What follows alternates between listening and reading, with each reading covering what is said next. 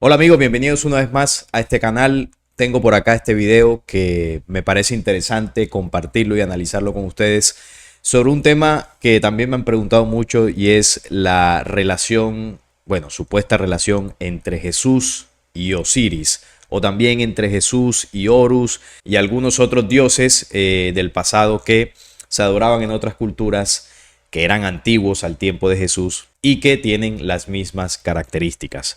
Hacían milagros, resucitaron, tenían discípulos, fueron hijos de una virgen. Bueno, las características más conocidas de Jesús fueron documentadas en personajes anteriores. Y esto es lo que fomenta una de las teorías para decir que Jesús no existió, sino que fue la copia de dioses más antiguos. Con este video vamos a analizarlo y voy a dar mi visión al respecto de este asunto. Osiris y Jesús. ¿Historias copiadas? Esto es Historia y Misterios. La otra parte de la verdad. ¿Fue Jesús de Nazaret el único ser sobre la tierra que murió y resucitó al tercer día? ¿Caminó solo él sobre las aguas? ¿Nadie más multiplicó panes y peces para alimentar a sus seguidores? ¿Fue acaso el único niño de la historia venerado en la cuna por los misteriosos magos venidos de Oriente y el único que nació de madre virgen? Todas estas preguntas tienen una sólida, escueta y sorprendente respuesta. La respuesta es no, ya lo sabemos, porque hay personajes que ya habían hecho esto y usted tendrá la duda, bueno, pero si hubo personajes que ya hacían esto, ¿por qué Jesús hizo lo mismo? ¿Por qué parece una copia? ¿Y qué significan todos estos eventos que varios dioses lo hicieron, lo replicaron? Y en torno a esto se crearon figuras mesiánicas, figuras de dioses, de elegidos, de seres divinos en torno a distintas culturas. Bueno, eso yo precisamente voy a responderlo según mi visión acerca de este tema. No. De hecho, mucho antes de que aparecieran las páginas de la historia del Nazareno, dioses y reyes egipcios protagonizaron episodios idénticos a los que han llegado a nosotros de Jesús a través del Nuevo Testamento. El escritor griego Plutarco, que vivió entre el 50 y el 125 después de Cristo, narra, por ejemplo, cómo al dios Osiris se lo mataron un viernes y resucitó al tercer día. Murió, según los cálculos más aceptados, un 17 del mes de Atir, sería entre finales de agosto y comienzos de septiembre, y reapareció vivo el 19. Plutarco se limitó a recoger una tradición ancestral cuyas raíces se anclan en los primeros momentos de la civilización egipcia, incluso en los célebres textos de las pirámides, escritos sobre los muros de varios de estos monumentos de la quinta dinastía, entre el 2465 y el 2323 a.C. Se cita específicamente el tercer día, como el momento en que el cuerpo del faraón, transformado en Osiris, revive antes de emprender su viaje a las estrellas. Pero hay más. Tanto Osiris como Jesús fueron asesinados por mediación de personas muy cercanas que les traicionaron. Set, hermano del dios egipcio, y Judas fueron los artífices del crimen. Y también fueron sendas mujeres, Isis y María Magdalena, respectivamente, quienes descubrieron su vuelta a la vida. Bueno, todo esto que está comentando el video es cierto. Hay registros de esas historias de Osiris que le ocurrió exactamente lo mismo que mucho tiempo después viviría Jesús de Nazaret. Hay muchos que dicen, no, esos documentos son falsos, eso no fue así, están intentando difamar la figura de Jesús. Bueno, pero ¿y cómo se explican que esto pasó mucho tiempo antes, que fue documentado y escrito mucho tiempo antes de la existencia de Jesús? El punto que quiero dejar claro aquí es que esto sí sucedió. Estas historias son reales de estos dioses egipcios. Todo esto es real. Estos documentos existen. Estos personajes tuvieron estos eventos en sus vidas antes de la existencia de Jesús. Así que el argumento para descalificar esto de que esto es manipulación, de que esto no existe, es falso. Esto es real. Usted hace una investigación y se va a encontrar con un patrón repetido en distintos dioses del pasado. Tuvieron discípulos, resucitaron, nacieron de una virgen. Algunos nacieron en la misma fecha, el 25 de diciembre, supuestamente. Y bueno, usted va a ver ese patrón. Y cuando uno hace esta investigación, sobre todo para aquellos que están dentro del mundo del cristianismo o quienes tienen idealizada la figura de Jesús, le podrían entrar inmediatamente las dudas sobre si realmente Jesús es una copia burda de estos dioses antiguos. Pero bueno, no nos apresuremos porque todo esto tiene una explicación. Hasta el apelativo Crestos, del griego bondadoso o amable, fue aplicado a los personajes que nos ocupan hoy. Además, Osiris y Jesús comparten incluso el símbolo de la cruz. En el caso del dios egipcio, el Ankh o cruz ansada es sinónimo de vida, mientras que para los seguidores de Jesús su instrumento de tortura se convirtió paradójicamente en señal de resistencia a la muerte absoluta. ¿Son estos paralelismos meras casualidades? ¿Simples coincidencias, sin trasfondo alguno? No lo creen así toda una serie de historiadores, escritores y teólogos que en las últimas 5 décadas han prestado especial atención a una idea extremadamente heterodoxa, que la mayor parte de las proezas de Jesús narradas por los evangelistas canónicos y apócrifos ya se encontraban ampliamente descritas, y a veces con las mismas palabras en antiguos papiros e inscripciones religiosas egipcias. Este tipo de paralelismos vienen siendo interpretados desde dos ángulos bien diferentes entre sí. Uno de ellos apuesta por que el Jesús histórico se formó en Egipto y que por tanto exportó a Palestina aquello que le enseñaron en tierra de faraones. El otro, en cambio, toma partido por la hipótesis extrema de que Jesús nunca existió como tal, que su vida, su pensamiento y sus enseñanzas se copiaron textualmente de fuentes egipcias. Bueno, y las dos versiones, la primera de que Jesús se habría formado en Egipto con toda la tradición de los dioses antiguos de Egipto, y la otra de que nunca existió, no son reales. Es decir, estas son las dos explicaciones que dan algunos estudiosos para intentar explicar por qué se repite el patrón. Jesús, según ellos, Jesús vino a aprender a Egipto.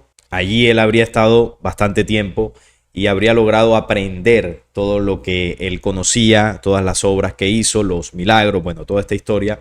Pero esta versión lo que realmente estaría mostrando es que Jesús no es ningún ser divino, sino que más bien es un hombre que simplemente estudió y se preparó en Egipto. Estaría desmontando la historia, ¿no?, de que Jesús es un hijo de Dios, es el hijo de Dios, nacería de una virgen con unos dotes superiores. Es decir, esa condición de divinidad que tendría Jesús quedaría totalmente por el piso, porque simplemente habría sido un gran estudioso de la cultura egipcia y luego la aplicaría en Israel.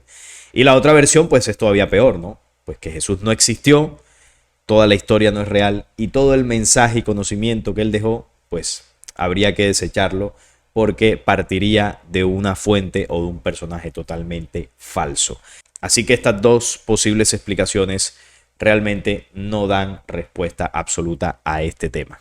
Primeros, los evangelios y hasta el Talmud, una serie de escritos hebreos de gran importancia histórica y religiosa, compilados a partir del siglo III después de Cristo, demuestran que Jesús pasó parte de su infancia en Egipto, exactamente desde su fuga de Palestina hasta su reaparición en el templo de Jerusalén a los 12 años de edad. El evangelio de Mateo narra, en efecto, la huida de sus padres tras desatarse la feroz persecución de Herodes contra el futuro Mesías, y el Talmud incide en la procedencia egipcia de Jesús y en el hecho de que los romanos lo prendieron acusándolo de practicar la hechicería egipcia. La pregunta, ¿Jesús estuvo en Egipto en algún momento? La respuesta es sí. Jesús estuvo en algún momento en Egipto. Jesús estuvo en algún momento en zonas de Asia, por allá en el Tíbet. Jesús estuvo en algunas zonas relativamente cercanas a Israel y en algunos momentos estuvo en lugares más alejados, más hacia el oriente, por allá en Asia, donde no fue a aprender, como dicen algunos, fue a enseñar. Y esto está dentro de lo que se conoce como los años perdidos de Jesús. Desde los 12 años hasta los 30, que él aparece nuevamente, según lo que relata la Biblia, él estuvo en varios lugares enseñando, estuvo entregando conocimientos y estuvo preparando a los grandes maestros que después impartirían grandes conocimientos espirituales, sobre todo en la India. Así que es cierto que Jesús se movió por algunos lugares y eso explicaría por qué estuvo tanto tiempo desaparecido de Israel. Pero sí, él estuvo en un tiempo en Egipto, no estuvo preparándose, estuvo llevando el mensaje, que es distinto. Yo les recomiendo que estudien el Evangelio Acuariano. Es un libro apócrifo que ahí se narran los años perdidos de Jesús, que realmente no son perdidos. Hay documentación de eso, de que fue todo lo que él hizo en ese tiempo y sobre todo las grandes enseñanzas que dejó en los lugares que estuvo. Así que esto no es un misterio, hay registros de los supuestos años perdidos de Jesús. De hecho, milagros tales como caminar sobre las aguas o convertir el agua en vino, como hizo en Caná, eran prácticas propias de los magos egipcios. Esa es al menos la idea de Morton Smith, quien esbozó en 1978 en su libro Jesús el Mago, y que apoyan detalles sutiles tales como la acusación a Jesús ante Pilatos de malhechor. Esto sería en el argot jurídico romano, aquel que echa maleficios. Es el propio Talmud el que confirma esta idea cuando compara a Jesús con un cierto Ben Stada, que tiempo antes del Nazareno quiso introducir entre los hebreos el culto a otras divinidades aparte de Yahvé, todas ellas de carácter egipcio. También, el apologeta cristiano Justino Mártir, en el 160 después de Cristo, llega a mencionar incluso una discusión con el judío Trifón, en la que este calificó al rabí de mago Galileo. Pero, ¿se trata tan solo de difamaciones hebreas contra el Nazareno? ¿O por el contrario encierran una pista acerca de los orígenes del poder de Jesús para los defensores de un punto? Claro que son difamaciones. ¿Qué ocurre aquí? Para ir explicando un poco en el punto de los milagros, entre comillas. Jesús hacía todo esto. Jesús era capaz de mover leyes naturales para sanar enfermos, era capaz de mover leyes naturales para mover los elementos y hacer las proezas que están descritas. Dichas proezas fueron realizadas antes, por ejemplo, por los dioses egipcios. Pero aquí hay una diferencia. Los dioses de la oscuridad, los dioses manipuladores, los falsos dioses de la antigüedad, podían hacer estas proezas similares que luego Jesús repitió. Pero ¿por qué podían hacerlas? No porque ellos fuesen seres con una divinidad, con una luz interior. No. Ellos lo hacían bajo otra ley, mucho más tenebrosa, una ley de tinieblas, que utiliza energías de baja vibración, entes del sonei, dimensiones del astral, para manipular esta dimensión en la que vivimos, para manipular la dimensión material. Es decir, sus supuestos poderes son alimentados por encantamientos y rituales que se alimentan no de una ley natural, sino de las energías de baja vibración de las dimensiones astrales.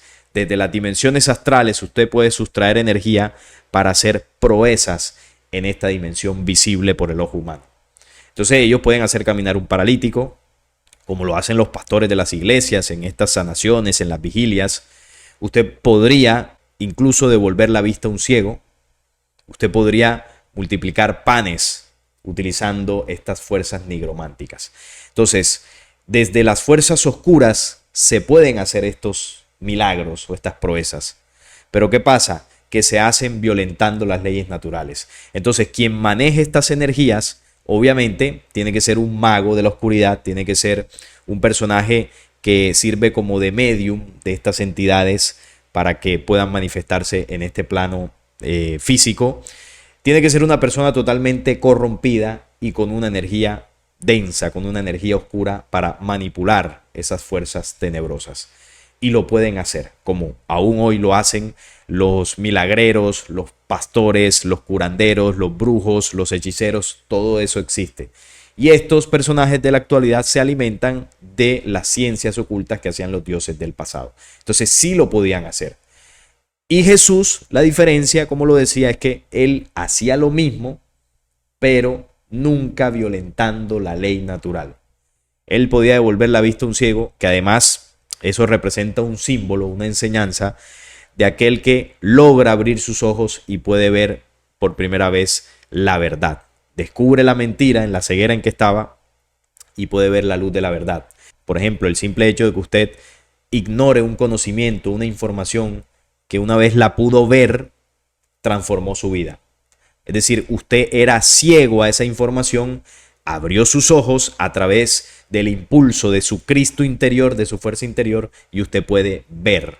Esa es, por ejemplo, la enseñanza del ciego que Jesús curó. Pero además, Jesús realmente lo hizo. Y él, a través de esta ley natural, conociendo perfectamente cómo se estimulan las células muertas, los tejidos muertos de la zona ocular, él, a través de su energía sanadora, podía estimular los núcleos celulares para que revivieran, para hacerlos vibrar nuevamente, para que se reorganizaran y comenzara a devolver la vista a una persona. Todo esto es una medicina creacional, vamos a llamarlo así, que era utilizada o es utilizada solamente por seres humanos de un avance espiritual bastante elevado. Hombres de la talla, por ejemplo, de Jesús de Nazaret, de Juan el Bautista y de algunos de los profetas. Por lo general, hombres de las estrellas, que tienen un avance superior y que han contactado en diversas oportunidades al ser humano terrestre, enseñándoles conocimientos espirituales, pero también técnicas de sanación a través de su propia energía. Nosotros podemos sanar con nuestra propia energía, sanarnos a nosotros mismos y en algún momento determinado también ayudar o influir en la sanación de alguien. Pero primero hay que estar sanos nosotros. Entonces Jesús conocía esas leyes a la perfección. Él era un hombre perfecto, un hombre que encarnó la fuerza del Cristo y conocía cómo mover la ley original dentro del hombre. Podía levantar un paralítico, podía devolverle la vida a alguien, incluso, ya manejando leyes espirituales. Pero bueno, esto es algo que se escapa de nuestra comprensión y los antiguos lo veían como milagro. Y los que no les caía bien Jesús decían que él era un demonio que hacía hechicería. Y esa es la difamación que de muchos textos hebreos se hacía de Jesús. ¿Por qué? Porque Jesús ellos pues lo veían como el enemigo, ¿no? Como el hombre que vino a denunciarlos y que vino a quitarles el negocio de la falsa espiritualidad y la adoración al falso Dios del Antiguo Testamento. Por eso estos señores hebreos lo mandaron a crucificar. Ahí está la diferencia. Punto de vista más radical, esa interpretación se queda corta. Para ellos, no es que Jesús fuera un mago adoctrinado en Egipto, sino que toda su vida está calcada de cuentos y enseñanzas acuñadas junto al Nilo. Las adaptaciones de elementos egipcios al acervo religioso judío son, con seguridad, muy anteriores a la aparición del cristianismo, al igual que después harían los hebreos. Los antiguos egipcios paseaban a sus dioses en un arca, que custodiaban en el Sancta Sanctorum hermético de sus templos. De hecho, los pocos diseños que tenemos del Arca de la Alianza recuerdan poderosamente a estas arcas egipcias representadas en muros de templos junto al Nilo. Hasta los querubines que describe la Biblia que protegían la tapa del arca pueden obedecer a sendas imágenes de Horus, protegiendo con sus alas el arca de cualquier divinidad egipcia. Estos paralelismos no son, en modo alguno, gratuitos. No solo hubo judíos en Egipto, sino... Bueno, en el caso de estas arcas, ahí el paralelismo sería con la religión del judaísmo, que evidentemente bebió de la tradición egipcia. Recuerden que los hebreos salieron de Egipto y ellos se trajeron toda una tradición, una creencia, unas prácticas que luego pues mezclaron con algunas tradiciones de Sumeria, por ejemplo, y bueno, esas fueron las bases de lo que hoy se conoce como el judaísmo. Pero esto que está explicando el video de las figuras del Arca de la Alianza, pues eso no tiene nada que ver con el mensaje de Jesús. Sino que, como muestra nuevamente Ahmed Osman en otra obra titulada La Casa del Mesías, en tiempos de Amenofis III, una guarnición nubia tuvo su propio campamento y templo en el monte Moriah de Jerusalén. Es más, la propia estructura del templo de Salomón, en forma de recintos rectangulares concéntricos, recuerda poderosamente al modo en que los egipcios del Imperio Nuevo edificaban sus hoy famosos templos. En 1911, el genial egiptólogo francés Gaston Maspero publicó su obra Les Contes Populaires de l'Égypte Ancienne, los cuentos populares del Egipto antiguo, en donde narraba, entre otras, la historia del nacimiento de un tal Senosiris, literalmente hijo del dios Osiris. Su madre, Maituaskit, llena de larguezas, llena de gracia, lo concibió de manera muy similar a como Mateo describe el nacimiento de Jesús, que un ángel del Señor anunció a José, que en el relato egipcio se llama Satmi. La palabra comparativa que veremos a continuación muestra el paralelismo de acción y textual entre ambos relatos separados por más de 1000 años de historia. Se puede apreciar claramente que Mateo utilizó la técnica literaria de la transposición, llevando a su evangelio el mismo orden de los acontecimientos y casi la misma estructura fraseológica que se aprecia en el cuento de Satmi. Un plagio en la antigüedad. Uno de los principales defensores de... Bueno, ahí están comparando ciertos aspectos del judaísmo con el mensaje y la vida de Jesús, que no tiene nada que ver. El tema de los templos, eso es del judaísmo, eso es de la tradición de Yahvé cuando mandó a construir el templo, y como lo decía ahorita, ellos bebieron de la tradición egipcia. Ahora, en el tema del nacimiento, de que es el Hijo de Dios, de que nació una virgen, en los dioses egipcios, estas situaciones de seres que nacían de una forma divina, entre comillas, a través de una mujer de estas, supuestamente virgen, en este caso se daba a través de técnicas de inseminación. Recordemos que estos dioses del pasado, los dioses del panteón egipcio, que es lo que estamos hablando, eran dioses extraterrestres. Ellos tenían la suficiente tecnología para hacer este tipo de prácticas de reproducción, y este tipo de prácticas en la antigüedad eran vistas como milagros. Si aún hoy en día esto lo vemos como una proeza de la tecnología, nos descrestamos con este tipo de inseminaciones, imagínense en aquella época. Eso era un milagro, que una mujer quedara embarazada sin que un hombre la tocase. Eso no teníamos forma de comprenderlo. Entonces, ¿cómo se explicaban estos eventos en el tema de los dioses de Egipto? Se decía pues que a la mujer la había embarazado directamente Dios, porque ningún hombre la tocó, quedó embarazada, y ese niño que nacería, ese futuro rey, futuro Dios, tendría una condición absolutamente divina. Entonces nacía el personaje y era visto como la encarnación de Dios en la tierra. Pero en el caso de los dioses de Egipto era a través de técnicas genéticas de inseminación, porque estos señores eran lagartos, eran híbridos, mitad humanos, mitad reptiles o otro tipo de animales. Entonces aquí obviamente no hay ningún tipo de divinidad ni nada de esto. En el caso de Jesús es diferente. Primero, Jesús no era un hombre de la tierra. María no era una mujer terrestre, ni ninguna de las personas que estuvieron rodeando a la familia de Jesús. Todos estos hombres, seres humanos, ese núcleo de Jesús, de la familia de Jesús, también eran extraterrestres. Para que lo entendamos mucho mejor.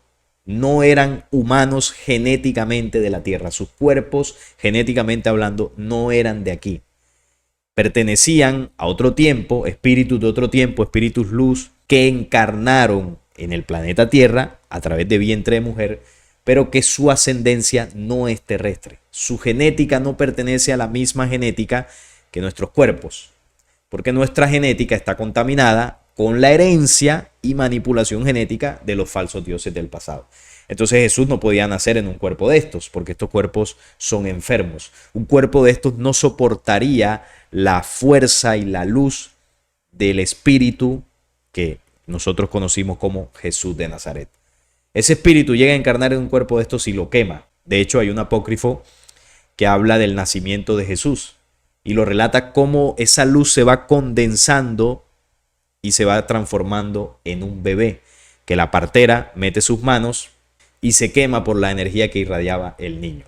No recuerdo bien el nombre del apócrifo, no sé si es el apócrifo de María o el apócrifo de Salomé, bueno, no recuerdo bien, ya ustedes me lo pondrán ahí en los comentarios, pero sé que muchos de ustedes lo habrán leído. La partera intenta tocar al niño y se quema por la energía, por los fotones, por toda esa vibración que se condensó, la luz verbo se condensó en un cuerpo físico que nosotros conocimos como Jesús. Entonces, ahí que hubo inseminación, no, María no tuvo relaciones sexuales con ningún hombre. Ahí lo que hubo fue una gestación por parte de las fuerzas de la luz, utilizando el vientre de una humana que no era terrestre, llamada María, para condensar en ella al ser que se convertiría en el Cristo. Estas son leyes que nosotros no comprendemos.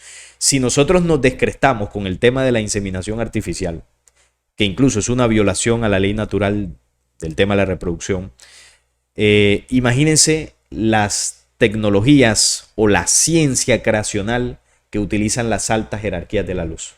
Eso es impresionante. Para entenderlo un poco, es como el tema de la Tierra y el Sol. Nuestro planeta Tierra maneja energía femenina, es la Tierra.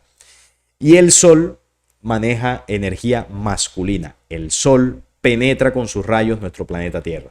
Ahí no hay contacto físico, pero nuestra Tierra queda preñada por la energía que procede del Sol. Y la muestra está en que pare de ella los frutos, los árboles, las especies, toda la vida que hay en el planeta. El planeta es un vientre que permanentemente está gestando vida. Y esa gestación de la vida es gracias a la unión con el Sol. Pero no hay unión física, no hay penetración, no hay nada de esto. Son leyes naturales que evidentemente tiene la presencia de las dos fuerzas, él y ella, pero en dimensiones que nosotros todavía no comprendemos. Entonces, eso para que lo entendamos un poco.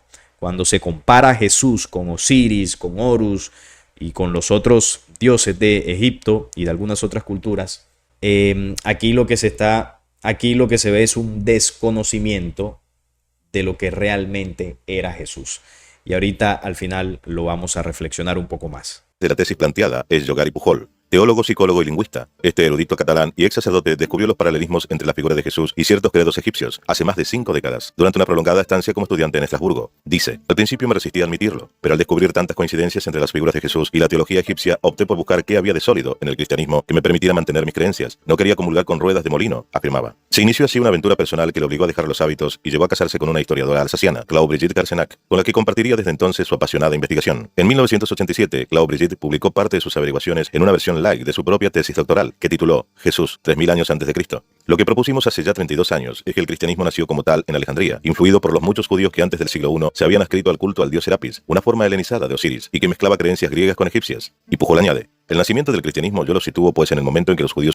Es que el tema es que si se analiza la historia de Jesús y lo que luego se creó en torno a su figura, que fue la religión del cristianismo, la figura de Jesús que muestra la iglesia, que muestra el cristianismo, es una figura falsa. Jesús no vino a crear religiones. Toda la religiosidad que se creó en torno a Jesús, es cierto lo que se denuncia por ahí, que esto es una versión romana o una versión helenizada, que esto se lo inventó Constantino, que esto se mezcló con tradiciones egipcias. Todo eso es cierto. Pero toda esa mezcolanza, toda esa manipulación, no la hizo Jesús. Jesús no vino a hacer eso, no promovió eso. Si usted lee el verdadero mensaje, esto usted no lo ve por ningún lado.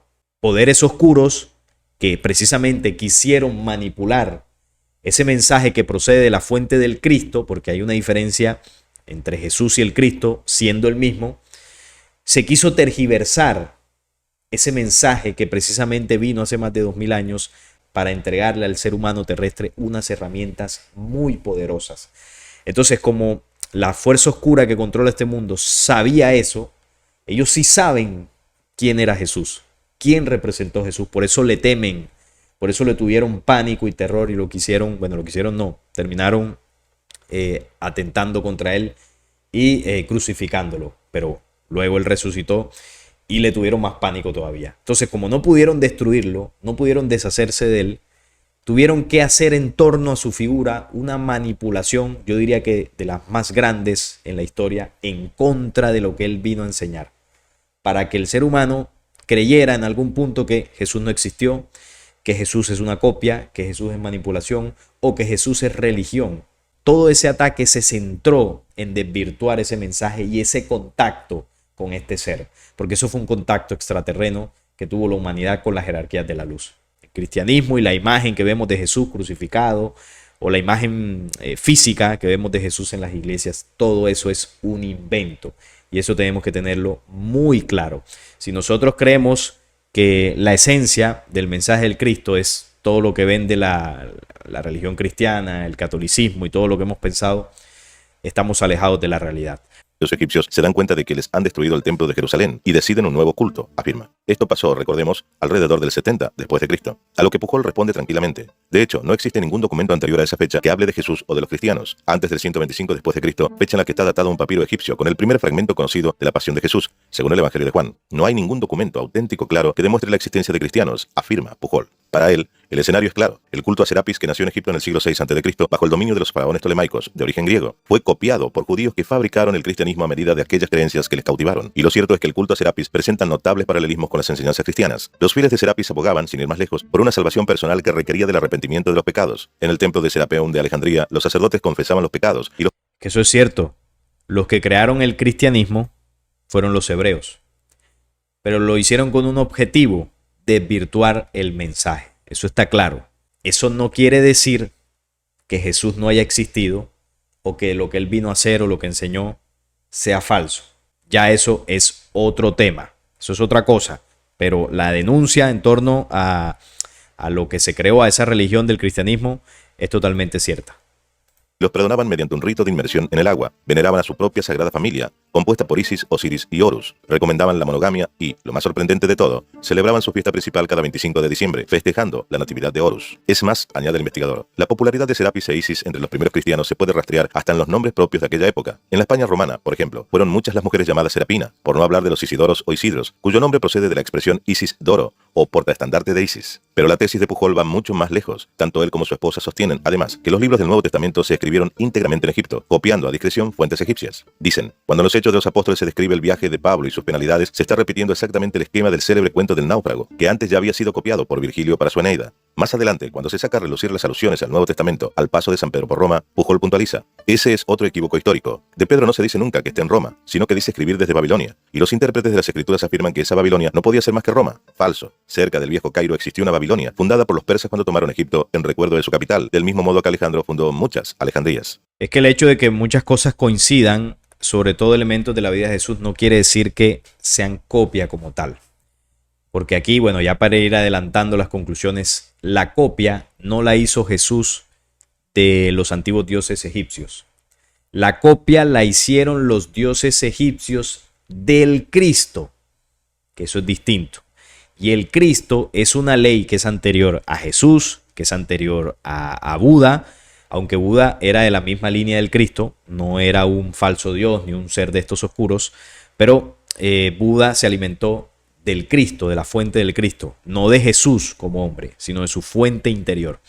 Entonces, esta ley del Cristo es anterior a Jesús, anterior a Buda, anterior a los profetas del Antiguo Testamento, anterior a los dioses de Egipto, a los dioses sumerios, es anterior, es preexistente en la creación.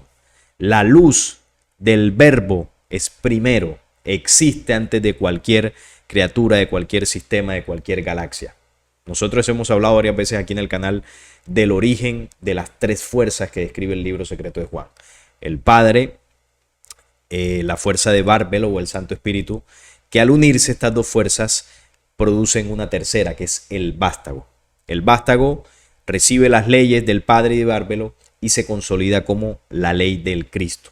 El Cristo es la unión en las creaciones de todas las leyes de las tres fuerzas. Las tres fuerzas unidas conforman el Cristo. Y a través del Cristo es que se empieza a expandir la creación original. Yo les recomiendo, para comprender esto que estoy diciendo, un video que le llamé El origen del Cristo. Se lo voy a dejar por acá para que se entienda a profundidad lo que es realmente la ley del Cristo. Cuando la ley del Cristo surge como pilar de la creación, no existía ninguno de estos falsos dioses. Estos son dioses posteriores, bueno, dioses entre comillas, porque son producto de una rebelión oscura en la creación, pero fue miles y miles de edades hacia el futuro. La ley del Cristo es uno de los principios que sostiene la vida en los universos. Entonces, en un punto de la creación, unas humanidades se alejaron de ese principio de la vida. Estas humanidades se corrompieron, comenzaron a destruir mundos, a destruir humanidades, y empezó a surgir una rebelión impresionante en un punto de la creación.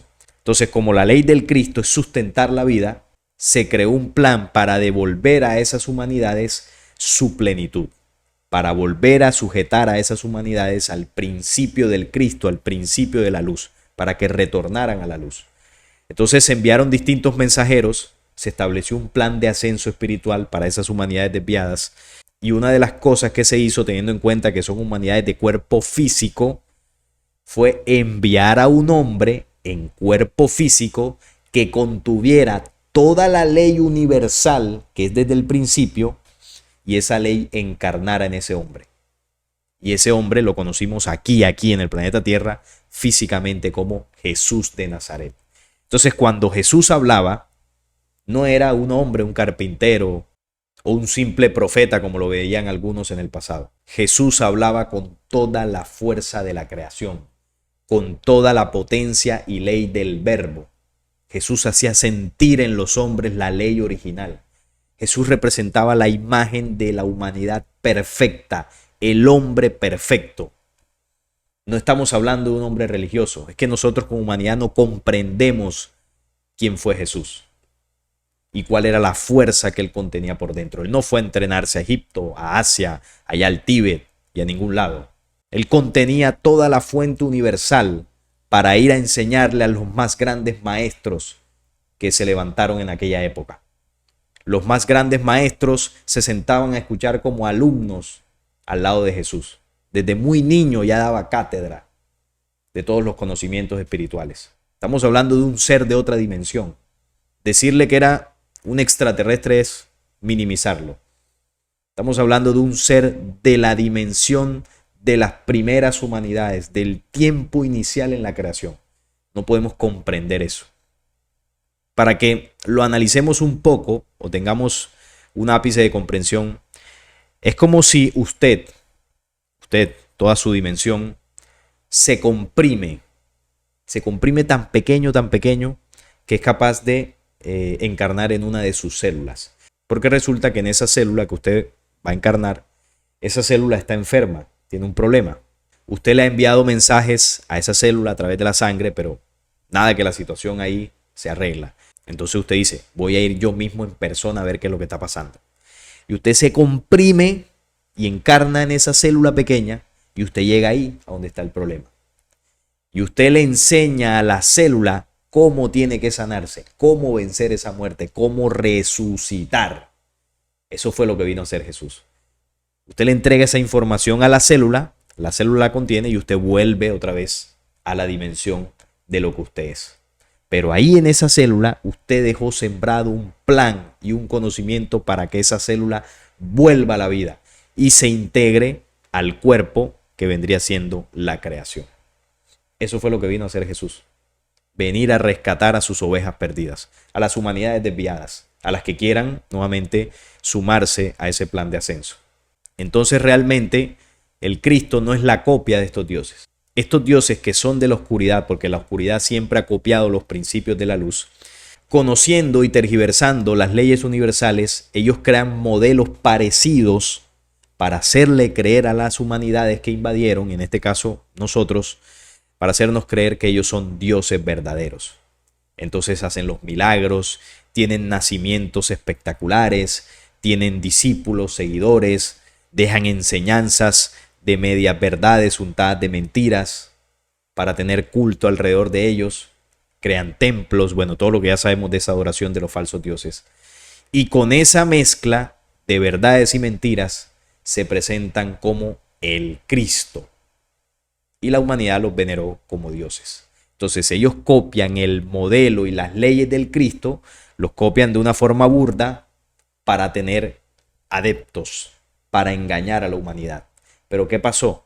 Cuando vino el verdadero Cristo, rompió todo eso. Por eso querían quitarlo del camino, por eso querían destruirlo, porque les dañó el negocio. ¿Cuánta gente no escuchaba a Jesús?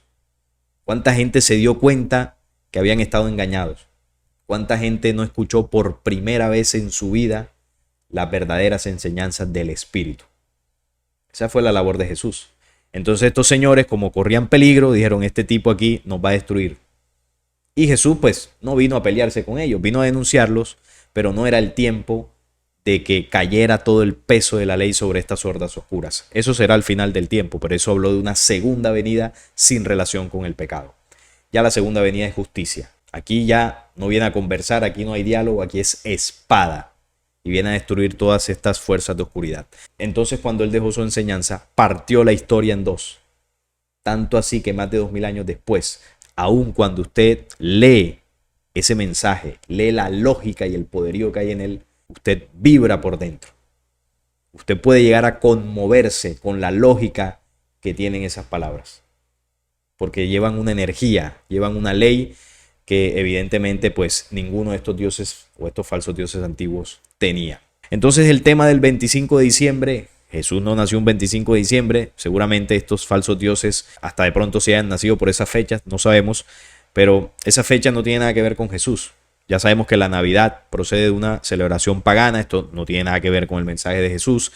El tema de los discípulos es lo mismo. El Cristo, como ley primordial de la creación, utiliza 12 pilares para que lo entendamos en nuestra Constitución.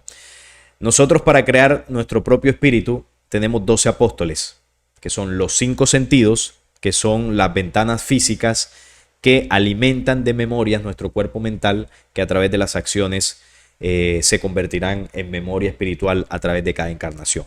Y nuestro espíritu se conforma de 7 logosoles o 7 chakras. Entonces, si sumo 5 sentidos más 7 chakras, me da como resultado 12. Y ese es el apostolado del hombre. ¿Y ese apostolado para qué es? Para forjar el Cristo interior. Entonces el Cristo, para forjarse, para poder ser, necesita de 12 apóstoles. Y esa es la ley original desde el principio. Se demuestra en nuestra propia constitución espiritual. Entonces, estos señores del pasado copian ese principio no para impulsar una espiritualidad en el hombre, sino para hacerse adorar como los dioses del pasado y poder tener sacrificios de sangre y bueno, tener todas las energías de los seres humanos que confiaban en ellos.